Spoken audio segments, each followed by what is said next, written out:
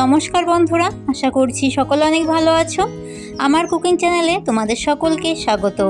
আজকে আমি বানিয়ে দেখাবো সুজির বরফি একদম নতুনভাবে।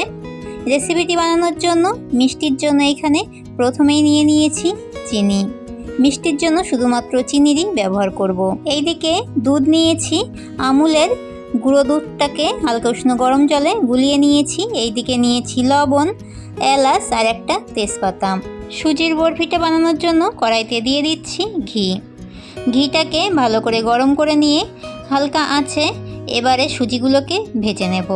তোমরা যারা নতুন বন্ধুরা প্রথম আমার চ্যানেলে আমার ভিডিওটি দেখছো, আমার চ্যানেলটিকে সাবস্ক্রাইব করে দিয়ে পাশে থাকা বেল আইকনটি অল করে রাখার অনুরোধ রইল, যাতে আমার নিত্য নতুন রেসিপিগুলো তোমরাই প্রথমে দেখতে পাও।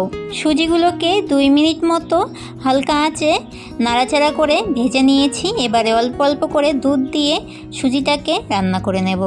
সুজির বরফি রেসিপিটি বানাতে খুব একটা সময় লাগে না, 5 থেকে 10 মিনিটের মধ্যেই এই রেসিপিটি হয়ে যায়।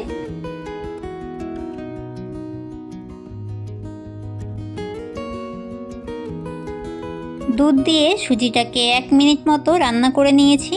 এবারে দিয়ে দেব সামান্য পরিমাণ লবণ, একটা এলাচ আর দিয়ে দিচ্ছি তেজপাতা।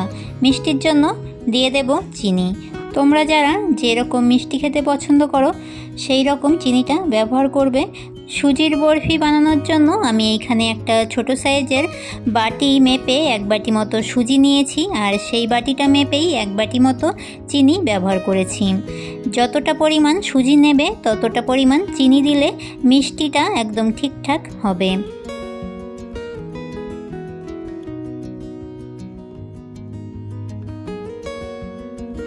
সুজিটাকে একদম পাতলা করা যাবে না, ঠিক এই রকম ঘনত্বে আনতে হবে। এবারে গ্যাসের আঁচটা বন্ধ করে দিয়ে আমি একটা থালাতে সুজিটাকে নামিয়ে নেব। এই সময় তেজপাতাটাকে আর এলাচটাকে ফেলে দেব। যেই পাত্রে সুজির বরফিটাকে বানাবে সেই পাত্রে সাদা তেল কিংবা ঘি এইভাবে মেখে নেবে, তাহলে সুজির বরফিগুলো যখন উঠাবে তখন খুব সুন্দরভাবেই উঠে যাবে। এবারে সুজিটাকে থালায় নামিয়ে নিচ্ছি। সুজিটা ঠান্ডা হলে আরও বেশি শক্ত হয়ে যাবে, সেই জন্যই ঠিক এই রকম অবস্থায় সুজিটাকে নামিয়ে নিতে হবে। সুজিটা গরম থাকতে থাকতেই সুজিটাকে ভালোভাবে সেট করে নিতে হবে।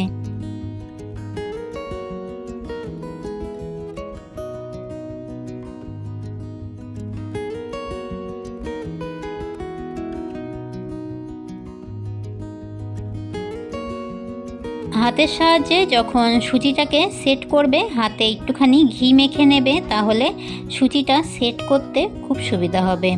সুজিটা হালকা গরম থাকতে থাকতেই একটা ছুরির সাহায্যে বরফির শেপ দিয়ে দেব। এই রেসিপিটি একদম একটি সহজ রেসিপি ছিল, আর এই রেসিপিটি বানানো তো একদমই সহজ, তোমরা দেখতেই পেলে। এইভাবে সুজির বরফি তোমরা চাইলে যে কোনো পুজো পার্বণেও প্রসাদ হিসেবে ব্যবহার করতে পারো।